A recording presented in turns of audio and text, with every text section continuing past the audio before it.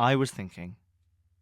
I had an uncle who said that the best part of DIY was having fun, taking a risk, experimenting with power tools in situ and letting your instinct figure out if that joint was straight or whether the electricity was still on or not. And in many ways, God rest his soul, I think he was right. Not about the electricity, obviously. For me personally, I like a bit of a challenge, which is why I've always drawn a secret swastika on all my tax returns so that any knock on the door could be two raceless men in black suits who'll tell me I've got some explaining to do. It's why I like to see if I can get to the shops without touching a road with my feet, and I like the challenge DIY offers in repairing whatever damage you've done before anybody finds out, or I suppose ultimately before killing yourself. Getting a buzz from drilling into a power line is my own unique motivation for not getting someone who actually knows what they're doing to come and rehang the washing line, but I think that most people's is a lack of skill. Never stopped me or most DIYers. Another reason might be lack of time, but the beauty of DIY is a job is in progress if it started, and it doesn't matter when that was. My visitor annex is well underway, I've got most of a wall done and there's a beautiful view of the sky. Who cares about finishing it? DIY isn't about making things, it's about the idea. Well, except I suppose the biggest sin any toolman might make, which is to start something and never finish it. Thus, as with life, 10,000 pieces jigsaw set of Prince Charles's teeth, not everything gets finished. It doesn't matter though, it's the innovation. When people think of Biggie Smalls, they think of the millionaire, the mansion, the contradictory name, but they never think of the bold use of off-turquoise tiles in the guest bathroom, but they would if they knew. It's innovation that makes it worthwhile. Look at this alfresco coffee table I made. Like a shatterproof ruler, accidentally abusing it is perfectly safe.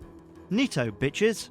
The second biggest sin, of course, is when you do finish something, it's predominantly shit, although who can objectively say what is shit and what is not is unclear. But if you've got a shower head hosing out sewage, it's quite likely that the job you've done is predominantly shit. Also, no decking, ever, ever, ever. I don't know what it is, maybe I've been watching Tim Allen too much, but the advice from Wilson is always spot on, and thinking about it, wasn't that an incredible opportunity missed? I mean, Tim Allen could have been Wilson easily. Even in the 1990s, all you needed was a big mirror, and you actually have a gag, but that for home improvement is like asking someone for help for many a man, or a manly other person, or woman, or non-cisgender, or whatever. It's a bridge too far. It's like asking for directions when your credibility depends entirely on knowing the right direction, which is how I got fired as Colin McRae's co-driver and became a career advisor. Porn star, that sounds brilliant!